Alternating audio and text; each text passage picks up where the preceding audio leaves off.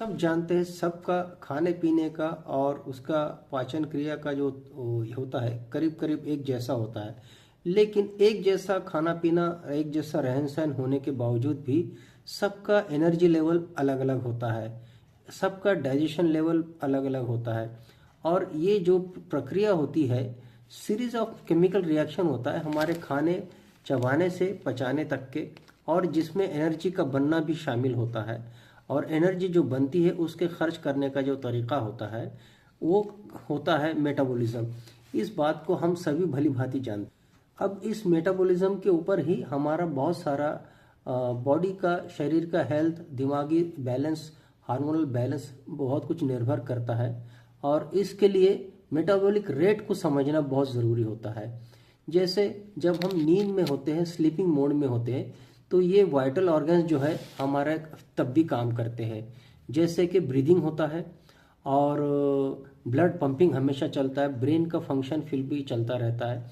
तो minimum body का temperature maintain करने के लिए जो ऑर्गन्स काम करते हैं, वाइटल ऑर्गन्स हमेशा जो काम करते रहते, तो ये जो है स्लीपिंग मोड में होता है। इसको कहेंगे बेसल मेटाबॉलिक रेट। यानी आदमी कुछ भी एक्टिविटी ना कर रहा हो, सिर्फ आराम कर रहा हो, सो रहा हो, वो बेसल मेटाबॉलिक रेट होता है। ये सबका अलग अलग रहेगा, उसके शरीर के वेट के मुताबिक किस तरीके से खाना खा रहा है, कैसे खाना खा रहा है, कौन सा खाना खा रहा है, किस तरीके का ऑर्गन उनका बेहतर तरीके से परफॉर्म कर रहा है, उनकी नींद कितनी अच्छी हो रही। इस चीज़ को समझने के लिए हम आपको और अधिक जानकारी देंगे। दूसरा, ऊर्जा की जो ज़रूरत पड़ती है, जिसको मेटाबॉलिक रेट मतलब खर्च करने की जो तरीका होता है, मिनिमम एक्टिविटी होती है। जैसे आप आराम कर रहे हैं, बैठे हैं, उठे हैं, जो मिनिमम एक्टिविटी होती है। जैसे सिटिंग जॉब ज़्यादा होता है, किसी का सिटिंग जॉब कंटिन्यूस होता है लेकिन स्ट्रेनियस होता है। कोई सिटिंग कर रहा है, जैसे बैठे हैं लिविंग रूम में, टीवी देख रहे हैं, अखबार पढ़ रहे हैं, सबका अलग अलग रिलैक्सिंग मोड रहेगा। तो ये जो काम होता है इसको कहेंगे रेस्टिंग मेटाबॉलिक रेट। ये भी सबका अलग अलग रहेगा। ये भी इंसान के अपने वक्त के मुताबिक चेंज होता रहता है, उसके बॉडी के अनुसार चेंज होता रहता है।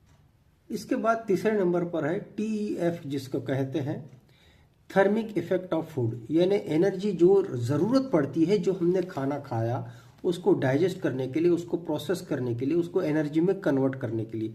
एनर्जी में खाने, जो हम खाना खा रहे हैं उसको पूरी तरीके से एनर्जी में कन्वर्ट करने के लिए जो ऊर्जा लगती है, जो हमारे ऑर्गन्स इस्तेमाल करते हैं, उसको करते हैं थर्मिक इफेक्ट ऑफ फूड। ठीक है।